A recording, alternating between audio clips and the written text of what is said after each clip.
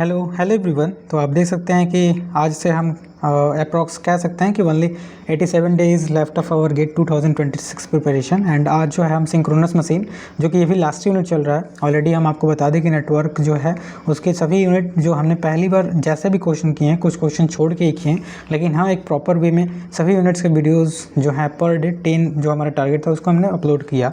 And अब machine भी just on the just ending way. तो मशीन के बाद हम देखेंगे आगे पावर सिस्टम अपलोड करेंगे।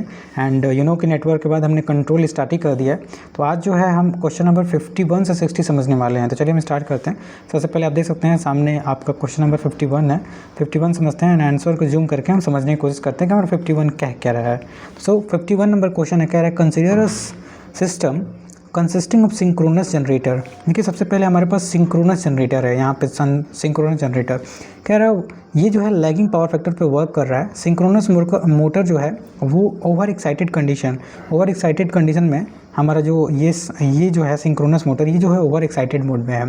पूरा अच्छे से क्वेश्चन पढ़ के देखिए डायग्रामेटिकली आपको बनाना होता है ताकि टाइम को कम कर सकें एंड क्वेश्चन समझने में इजी हो।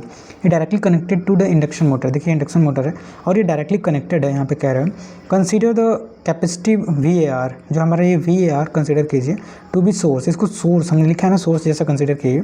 एंड यहाँ पे लिख रहा है इंडक्टिव, मतलब यहाँ पे जो इंडक्टिव है ये सिंक मतलब लोड की तरह हम इसको कंसीडर करेंगे।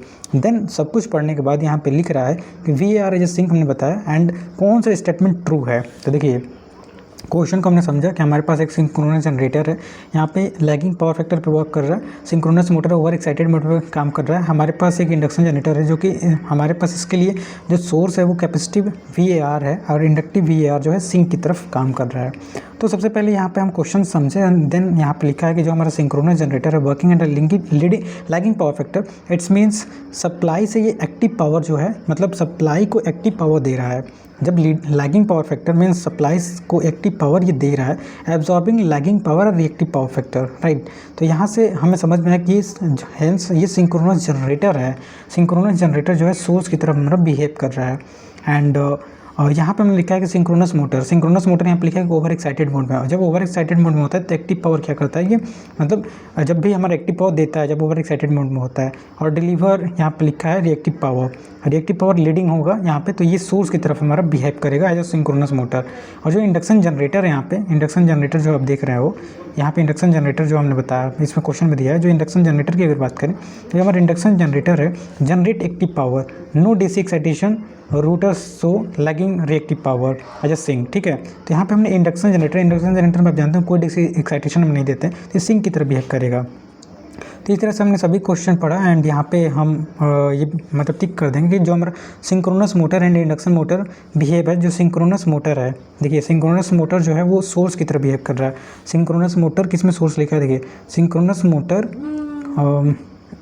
Just wait.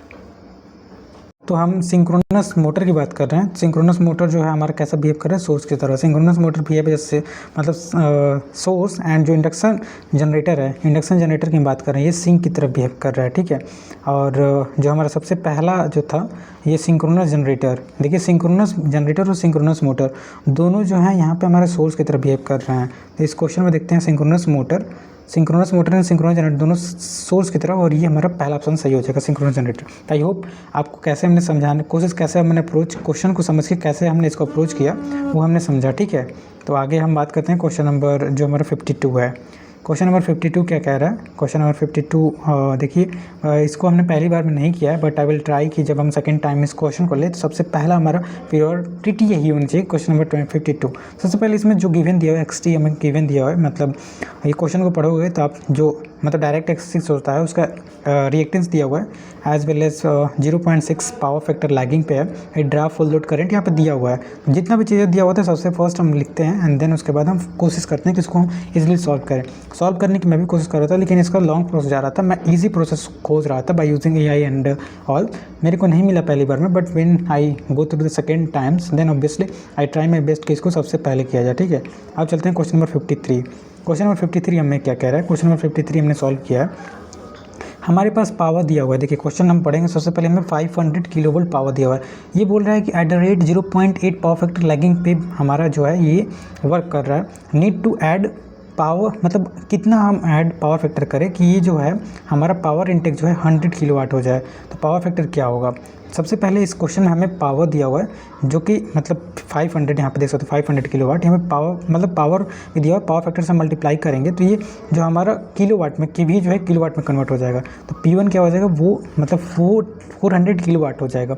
और ये एक्टिव पावर, रिएक्टिव पावर क्या हो जाएगा? रिएक्टिव पावर आप जानते होंगे एक्टिव पावर क्या होता है। देखिए एक्टिव पावर क्या होता है, मतलब ए से अगर डिनोट करें तो P cos 5 होता है। और जो हमारा रिएक्टिव पावर Q से आप मतलब P से डिनोट कर दो, Q जो होता है P sin 5 हो जाता है रिएक्टिव पावर। तो रिएक्टिव पावर के लिए cos थीटा अगर cos थीटा बराबर 0.8 है तो sin थीटा हमारा 0.6 हो जाएगा। तो ये 300 kV आ जाएगा। जब हमने active power reactive power find कर लिया तो हमें यहाँ क्वेश्चन पर लिखा है कि हमें इसको यूनिटी पावर फैक्टर में कन्वर्ट करना है। ये जो हमारा रिएक्टिव पावर है, has to be unity motor has to be supply 300 kVAR। तो मोटर रेटिंग जो है वो दिया हुआ है 100 kVAR। मोटर का रेटिंग जो है 100 kVAR किलोवाट दिया हुआ है और ये 300 kVAR मतलब रिएक्टिव पावर है। तो यहाँ से हम φm निकालने के लिए हमारे पास फार्मूला होता है, φm निकालेंगे मैग्नेटाइजिंग फ्लक्स। तो इसके लिए tan Q/P होता है, tan इनवर्स Q/P। तो Q की वैल्यू मालूम है, P की वैल्यू मालूम है, हमने φm निकाल लिया, ये 71.56 आया।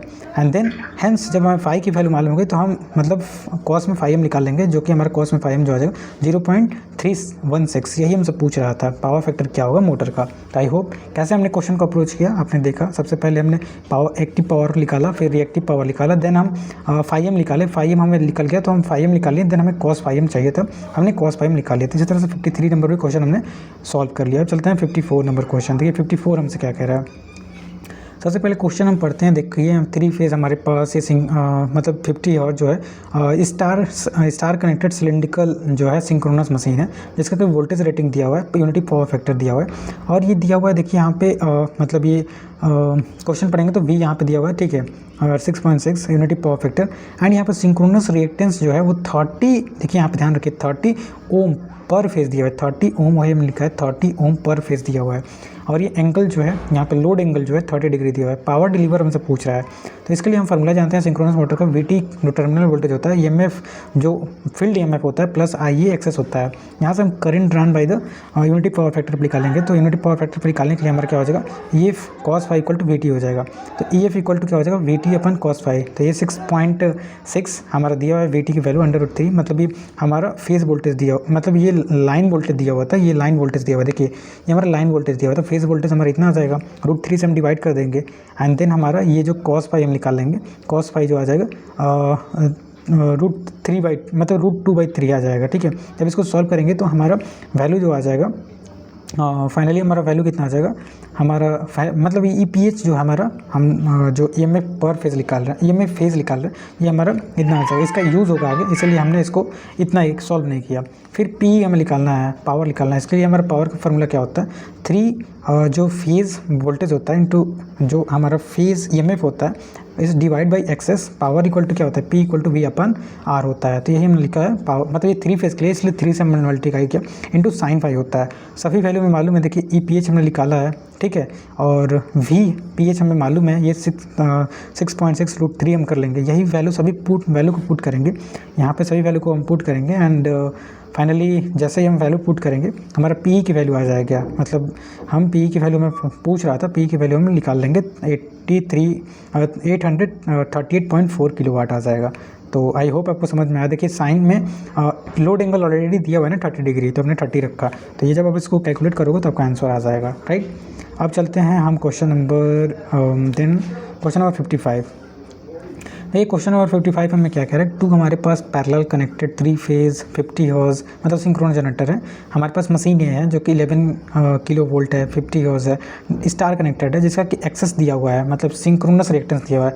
ऐसे ही मशीन B की बात करें तो 11 kVA 50 हर्ट्ज़ स्टार कनेक्टेड और इसका भी एक्सेस दिया हुआ है। बोथ सप्लाई जो है ओनली रिएक्टिव पावर इसमें क्वेश्चन में दिया हुआ है, जो कि हमारा कितना है 50 MVAR है। याद रखिए यहाँ पे लिखा है 50 MVAR। बोथ जो है इनका रिएक्टिव पावर दिया हुआ है to active power 11 kilo volt to grid equally. तो हमारा Q इक्वल टू क्या हो जाएगा, देखिए Q equal to √3 V into IA sin phi। तो यहाँ से हम IA निकालेंगे। IA निकालने के लिए मतलब इसको जब भी इस क्वेश्चन को आगे ही अरेंज करेंगे तो I इक्वल टू K अपन √3 सभी का वैल्यू हम रखेंगे एंड देन हमें IA की वैल्यू हमारी 1300 12.2 आ जाएगा, ये हमारा आई ए। जब आई ए आ गया तो रिएक्टिव पावर हमें दिया हुआ है, तो I A equal to P equal to V I, वही हम निकाल रहे हैं, P equal to V I या P equal to V upon R आता है, तो वही यहाँ से हम P equal to V I जो भी फार्मूला मतलब आई इक्वल टू निकाल लेंगे, क्यू अपन ये हमारा √3 वी हो जाएगा। तो क्यू की वैल्यू में 25 दिया हुआ है, √3 वी की वैल्यू में मतलब मालूम ही है, 11 के भी बोला है, देखिए क्वेश्चन में 11 के भी बोला है, हम रखेंगे, देन हमारी ये आई बी की वैल्यू आ जाएगी। आई बी की वैल्यू फाइंड हो गया तो E A equal to V minus J I X S. I A की वैल्यू मैंने निकाला, आई ए की वैल्यू मैंने निकाला तो ये हमारा ई ए की वैल्यू इतना आ जाएगा, ठीक है। एंड ई ए की वैल्यू आ गया तो ई बी की वैल्यू निकालने के लिए आई बी मैंने निकाला, ई बी मतलब मशीन ए के लिए निकाला, एम एफ मशीन बी के लिए निकाला। और ये हमसे मशीन ए मशीन बी पूछ रहा था, दोनों का रेशियो पूछ रहा है, ratio of excitation of the machine A to machine B. देखिए क्वेश्चन आप पढ़ोगे तो रेशियो ऑफ यहाँ पूछ रहा है, मशीन ए और मशीन बी का रेशियो पूछ रहा है, जस्ट हम निकालेंगे 0.745 हमारा आंसर आ जाएगा। तो इस तरह से हमने 55 नंबर क्वेश्चन देखा। अब चलते हैं 56 नंबर क्वेश्चन। देखिए क्वेश्चन में रेशियो पूछ रहा था, वही हम क्वेश्चन यहाँ पर नहीं पढ़े थे। द रेशियो ऑफ एक मतलब machine A to machine B हमने निकाला 0.745 है। अब चलते हैं क्वेश्चन नंबर 56। क्वेश्चन नंबर 56 बहुत ईजी है। Synchronous motor running leading power factor, जब भी लीडिंग पावर फैक्टर पे चलेगा हमारा तो ये क्या होगा, लीडिंग पावर फैक्टर पे चलेगा तो higher than the terminal voltage and मतलब लीडिंग कब होगा, जब इसका टर्मिनल वोल्टेज हमें अधिक मिलेगा और एट लीडिंग पावर फैक्टर, तो ये क्या होगा, हायर देन टर्मिनल वोल्टेज, तो हमारा ऑप्शन नंबर बी हो जाएगा। तो 56 भी अपने समझा। अब चलते हैं क्वेश्चन नंबर 57। क्वेश्चन नंबर 57 हमसे क्या कह रहा है, हमारे पास मतलब पावर 3 फेज है, पावर दिया हुआ है, मतलब ये वोल्टेज दिया हुआ है, मतलब ये रिसीविंग इन वोल्टेज दिया हुआ है, टर्मिनल वोल्टेज दिया हुआ है, ये फेज़ रेजिस्टेंस दिया हुआ है, और ये मतलब फेज़ हमारा कह सकते हैं, यहाँ पे क्वेश्चन पढ़ेंगे तो inductive load over rated the पर फेज़ लाइन हमें रिएक्टेंस दिया हुआ है इतना, और पर फेज़ रिएक्टेंस दिया हुआ है।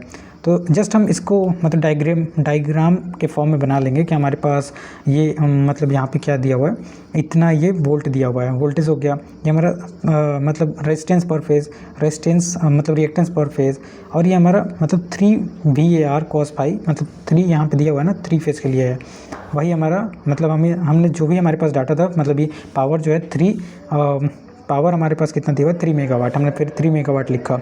देन जस्ट इसको आप सॉल्व करेंगे। सॉल्व करने के लिए हम जानते हैं ये फार्मूला, हम जानते हैं we know that V S equal to, देखिए वी एस इक्वल टू क्या होता है, वी आर, यहाँ पे वी आर होता है, V S equal to V R cos phi plus हम लिखते हैं मतलब आर साइन फाई के बराबर होता है, ये आपने पढ़ा होगा जब भी आप वोल्टेज रेगुलेशन पढ़ रहे होंगे। तो यहाँ से जब इसको इक्वेट करेंगे तो V S minus V R I equal to P, मतलब I equal to P V R cos phi R होगा ना, पी इक्वल टू क्या होता है वी आई कॉस फाई, तो इसको भी इक्वेट करेंगे तो आई इक्वल टू हम निकाल लेंगे, सभी वैल्यू को हम पुट करेंगे V S minus V R, जब इसको इक्वेट करेंगे एंड सभी वैल्यू को हम पुट करेंगे एंड देन इसको इक्वेट करने की कोशिश करेंगे तो हमारा ये वैल्यू आ जाएगा, मतलब एक रिलेशन आ जाएगा, एंड जब रिलेशन आएगा तो सभी वैल्यू हम tan फाई की वैल्यू में निकालनी, मतलब tan फाई निकालने के लिए जब इसको सभी वैल्यू को इक्वेट करके जब आफ्टर हैविंग कैलकुलेशन हम निकालेंगे तो हमारा पावर फैक्टर 0.8 लाएगा आ जाएगा। तो इस तरह से जो पावर फैक्टर पूछ रहा था हमने पावर फैक्टर भी निकाला।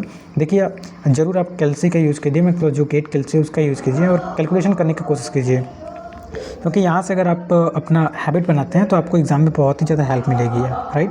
अब चलते हैं क्वेश्चन नंबर 58 की तरफ। 58 हमारा क्या कह रहा है, क्वेश्चन नंबर 58 में सबसे पहले हमारे पास पावर ये 25 किलो वोल्ट एम्पियर हमारा दिया हुआ है, 25 किलो वोल्ट एम्पियर, 400 वोल्टेज दिया हुआ है, ये सिलिंड्रिकल रोटर है इसके पास जो सिंक्रोनस जनरेटर है, फील्ड करंट दिया हुआ है, under short circuit condition, open circuit condition में वोल्टेज दिया हुआ है, मतलब शॉर्ट सर्किट में हमारा फील्ड करंट दिया हुआ है अंडर शॉर्ट सर्किट, और ये ओपन सर्किट में हमारा वोल्टेज दिया हुआ है। वोल्टेज रेगुलेशन पूछ रहा है, पावर फैक्टर में लीडिंग दिया हुआ है, तो I rated equal to P upon √3 V, तो हमने पावर निकाला मतलब आई रेटेड निकाला, आई फेज निकालने के लिए जो आया है मतलब इसको हम √3 से डिवाइड कर देंगे तो फेज वोल्टेज हो जाएगा, फेज वोल्टेज आ गया।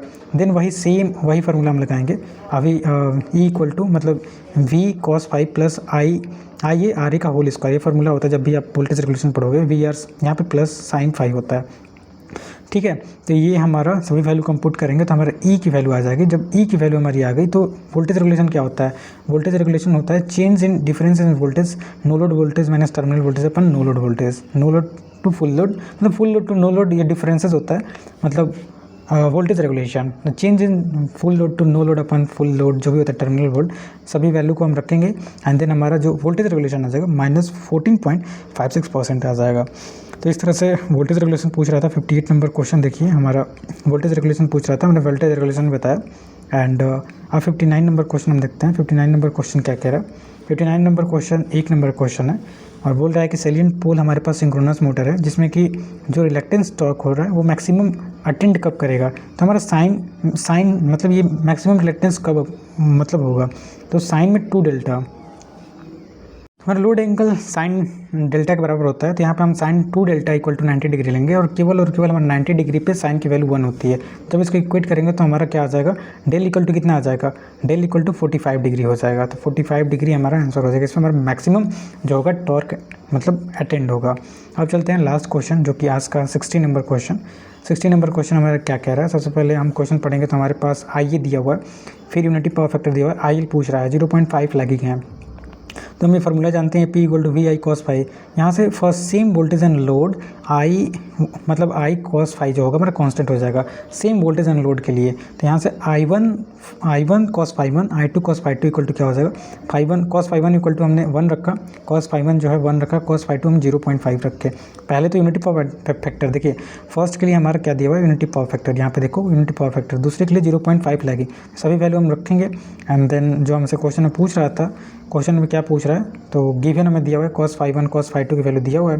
आई इक्वल टू हम निकाल लेंगे, यहाँ पे हमने अभी निकाला ना I1 मतलब कांस्टेंट होगा। यहाँ पे देखिए फिर से मैं समझा रहा हूँ, और same voltage and load, same voltage load के लिए I1 कॉस फाई और मतलब दोनों इक्वेट होगा। तो I1 cos phi 1 I2 cos phi 2, I1 I2 की वैल्यू कॉस फाई 1 की वैल्यू कॉस फाई 2 की वैल्यू हम रखेंगे। हमें I2 की वैल्यू पूछ रहा है। देखिए क्वेश्चन में हमसे क्वेश्चन पूछ रहा है the line current at the power factor 0.5, तो 0.52 के बराबर मतलब I2 में हमने रखा, तो I2 इक्वल टू निकालना, I2 इक्वल टू निकाल देंगे, ये कितना आ जाएगा, जब डिवाइड करेंगे तो 40 आ जाएगा, 40 एम्पियर।